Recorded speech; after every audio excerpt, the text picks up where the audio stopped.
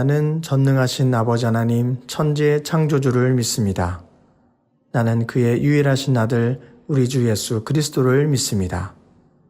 그는 성령으로 잉태되어 동정녀 마리아에게서 나시고 본디오 빌라도에게 고난을 받아 십자가에 못 박혀 죽으시고 장사된 지 사흘 만에 죽은 자 가운데서 다시 살아나셨으며 하늘에 오르시어 전능하신 아버지 하나님 우편에 앉아 계시다가 거기로부터 살아있는 자와 죽은 자를 심판하러 오십니다. 나는 성령을 믿으며 거룩한 공교회와 성도의 교제와 죄를 용서받는 것과 몸의 부활과 영생을 믿습니다. 아멘.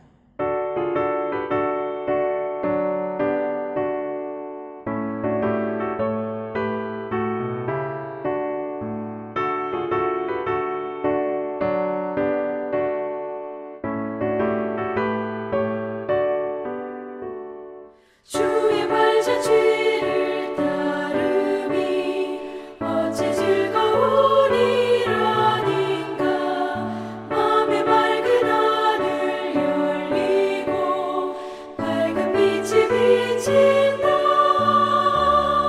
발자취를 따라가자 기쁜 마음으로. 발자취를 따라가자 찬송하며 즐겁게. 주의 발자취를 따르미 어찌 행복한 일아닌가. 맘의 악한 생각 사라져 밝은 마음 싹 든다. 발자취를 따라가자 기쁜 마음으로. 발자취를 따라가자 찬송하며 즐겁게.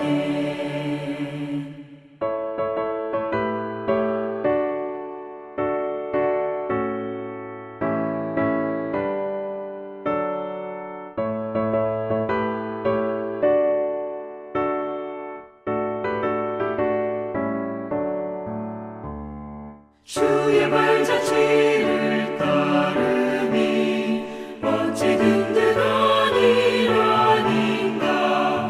맘의 두려움은 사라져 새로운 힘 솟는다. 발자취를 따라가자 기쁜 마음으로. 발자취를 따라가자 찬송하며 즐겁게. 아멘. 할렐루야. 오늘 아침 우리에게 허락하신 하나님 말씀은 여호수아 19장 49절부터 51절까지의 말씀입니다. 여호수아 19장 49절부터 51절 말씀을 봉독하도록 하겠습니다. 이스라엘 자손이 그들의 경계를 따라서 기업의 땅 나누기를 마치고 자기들 중에서 눈의 아들 여호수아에게 기업을 주었으니 곧 에브라임의 명령대로 여호수아가 요구한 성읍 에브라임 산지 딥나세라를 주매 여호수아가 그 성읍을 건설하고 거기 거주하였더라. 제사장 엘르아셀과 눈의 아들 여호수아와 이스라엘 자손의 지파의 족장들이 실로에 있는 회막문 여호와 앞에서 제비 뽑아 나눈 기업이 이러하니라. 이에 땅 나누는 일을 마쳤더라. 아멘. 하나님 말씀입니다. 이스라엘 백성이 지금 계속 가나안 땅을 기업으로 나누는 일들을 하고 있습니다. 1차, 2차, 3차 계속되는 분배 작업들이 이어지고 있고요. 오늘 저희 성경 읽기에 있는 여호수아 18장과 19장에는 이제 드디어 세 번째 3차 분배 과정이 이어지게 됩니다. 다시 한번 기억해 볼까요? 1차는 어디서 이루어졌습니까? 모압 평지에서 모세가 아직 하나님의 부름을 받기 전에 요단 동편을 나누게 되었고요. 2차는 길갈에서 요단을 건너자마자 있는 그 성읍에서 이제 제비를 뽑아서 나누는 일들을 하게 되었습니다. 그리고 오늘 3차는요, 어디서 진행을 하였느냐? 실로에서 하였다라고 기록하고 있습니다. 이 실로라는 곳은 길갈로부터 북서쪽으로 좀 더 올라온 지역에 위치하고 있습니다. 이 지역은 장차 이스라엘 백성의 가나안 땅에서 정착해 살아갈 때의 중심지가 되는 지역입니다. 그래서 그곳에 회막을 지어서 하나님께 예배를 드렸고 이스라엘의 정치, 군사, 종교의 중심지를 이루어서 지금부터 이제 사무엘 시대에 이르기까지 이스라엘의 중심지가 바로 이 실로라는 곳이 되게 됩니다. 이곳에서 이제 남아 있었던 나머지 7 자손의 땅을 분배해 받게 됩니다. 18장부터 보게 되면 이렇게 기록되어져 있죠.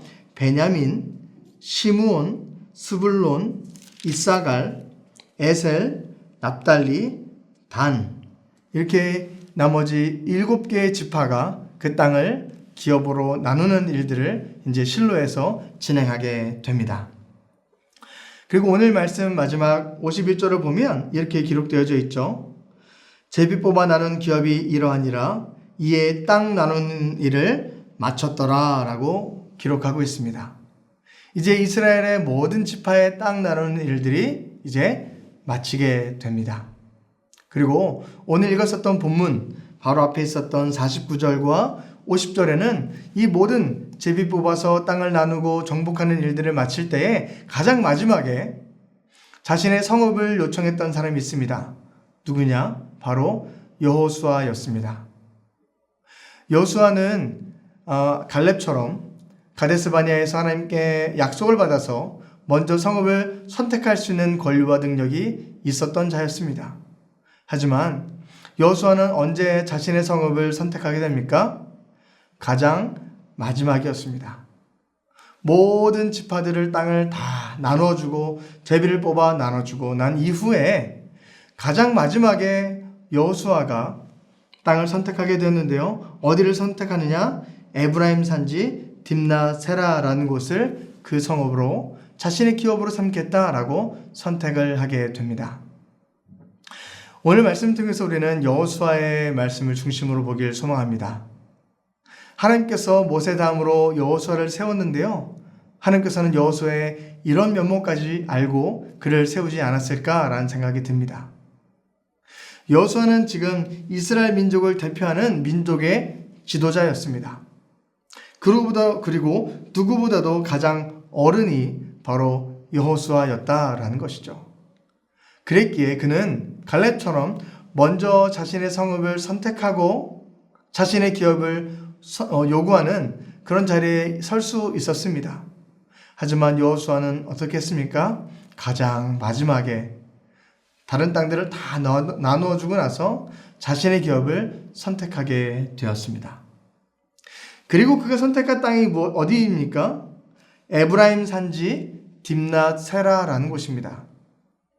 이곳은 여호수아가 자신의 성읍으로 달라고 요구했었던 이 순간과 그리고 하나님의 부름을 받아서 이제 장차 자신의 삶을 마치는 그 순간, 그 2번만 이 장소가 언급되고요. 성경에서 그 어느 곳에서도 이 장소를 언급한 곳이 없습니다. 그 뜻은 그 당시에 주목할 만한 땅도 아니었고 좋은 땅도 아니었다라는 것입니다. 그렇게 여호수아가 선택한 이 땅은 누구보다도 좋은 땅을 눈여겨봤다가 내가 이것을 선택해야지, 내가 다 둘러보고 좋은 것을 선택해야지, 그래서 마지막에 선택한 것이 아니라 그 누구도 선택하지 아니하기 원하는 별로 좋지 않은 곳을 자신의 기업으로 삼게 되는 그런 겸손한 모습도 보여주게 됩니다. 뿐만 아니라 50절에 이렇게 뭐라고 기록되어 있습니까? 여호수아가 그 성읍을 건설하고 거기에 거주하였더라라고 기록하고 있습니다. 그 땅에 그가 살 수 있는 성읍이 이미 건축되어져 있던 것이 아니라요. 그가 직접 들어가서 그 성읍들을 다 건설하고 그 도시를 다 일구고 나서 그 땅에 들어가서 살게 되는 수고로움까지 그에게 있었다라는 것이죠. 이것을 통해서 왜 하나님께서 모세 다음으로 여호수아를 지도자로 세우고 그를 이스라엘 백성들을 이끌어갈 수 있는 출애굽 이후에 모세 다음에 지도자로 세웠는지를 또 보게 됩니다. 그가 갖고 있었던 그 겸손함, 그리고 하나님의 말씀을 순종해 나아가며 자신에게 맡겨졌던 그 이스라엘 백성들의 양떼를 사랑으로 돌보았었던 그 인자한 마음을 하나님께서 깊이 보시고 그를 모세 다음에 지도자로 세우지 않았을까라는 마음이 또 오늘 말씀을 통해 보게 됩니다. 분명 그는 지도자였고 자신이 누릴 수 있는 특권이 있었습니다. 그럼에도 불구하고 그는 모든 것을 내려놓고 겸손하게 사람들에게 존경받고 인정받을 수 있는 길을 선택하게 되었습니다.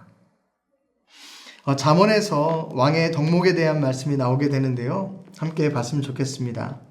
잠언 20장 28절에 이렇게 기록되어져 있습니다. 왕은 인자와 진리로 스스로를 보호하고 그의 왕위도 인자함으로 말미암아 견고하니라. 다시 한번 읽어드릴까요? 왕은 인자와 진리로 스스로를 보호하고 그의 왕위도 인자함으로 말미암아 견고하여 지느니라 라고 기록되어져 있습니다. 왕이 스스로를 보호하고 그 왕위가 견고해질 수 있는, 탄탄해질 수 있는, 그 왕좌가 든든해질 수 있는 비법이 무엇인가? 바로 인자함과 진리로 나아가는 것이 바로 그곳에 있다라고 성경은 알려주고 있습니다. 왕이라면 권력이 있고 힘이 있어서 총과 칼과 물질로 말미암아 이스라엘 백성들을 지배하고 그들을 다스릴 수 있지 않았겠습니까? 하지만 여호수아는 인자함과 사랑과 은혜로 또 진리를 지켜가는 모습으로 그 하나님의 허락하셨던 지도자의 자리를 이끌어 나가는 것을 보게 됩니다. 그는 진정한 지도자였습니다. 지배자가 아니라 지도자로서 그 역할을 감당해 나아가는 것을 우리는 보게 됩니다.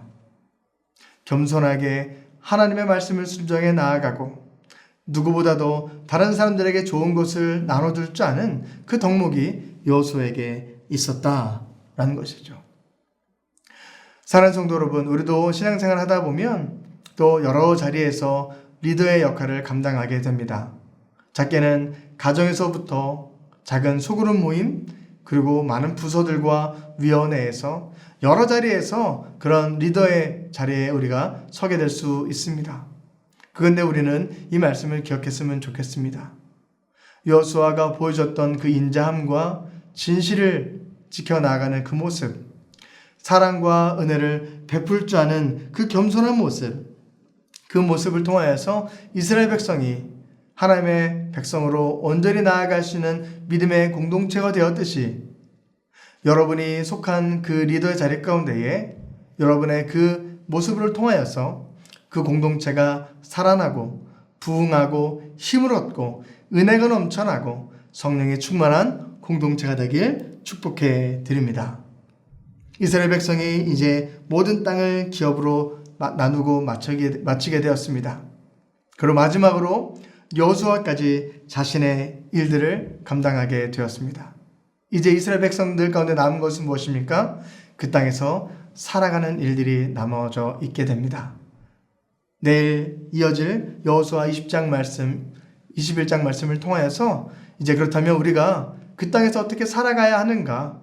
그 땅에서 이제 하나님의 기업을 받았다면 어떤 마음가짐으로 나아가야 하는가? 그 말씀을 중심으로 또 볼 수 있길 간절히 소망합니다.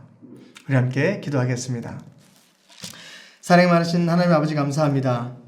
오늘 여호수아 19장 말씀을 통하여서 여호수아를 하나님께서 택하시고 그를 세워주셨던 그 마음을 다시 한번 헤아려 보게 됩니다. 누구보다도 지도자로서 사랑과 은혜를 베풀 줄 아는 인자와 진리가 있는 자임을 우리가 다시 한번 보게 됩니다. 하나님, 우리도 겸손의 종으로서 살아갈 수 있는 자들 될 수 있도록 인도하여 주옵시고 우리가 맡겨진 자리에서 리더 역할을 감당할 때에 우리도 여호수아의 마음처럼 하나님의 마음을 헤아려 할 수 있는 귀한 공동체를 세워가는 사람이 될 수 있도록 인도하여 주옵소서. 사랑 많으신 예수 그리스도의 이름으로 감사하며 기도드립니다. 아멘. 하늘에 계신 우리 아버지, 아버지의 이름을 거룩하게 하시며 아버지의 나라가 오게 하시며 아버지의 뜻이 하늘에서와 같이 땅에서도 이루어지게 하소서. 오늘 우리에게 일용할 양식을 주시고 우리가 우리에게 잘못한 사람을 용서하여 준 것 같이 우리 죄를 용서하여 주시고 우리를 시험에 빠지지 않게 하시고 악에서 구하소서. 나라와 권능과 영광이 영원히 아버지의 것입니다. 아멘.